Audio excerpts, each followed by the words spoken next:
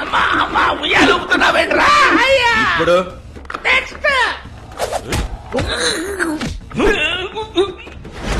అయ్యా అయ్యా గిరగిర బాబు అమ్మా అమ్మా అమ్మా అవ్వ అవ్వ అవ్వ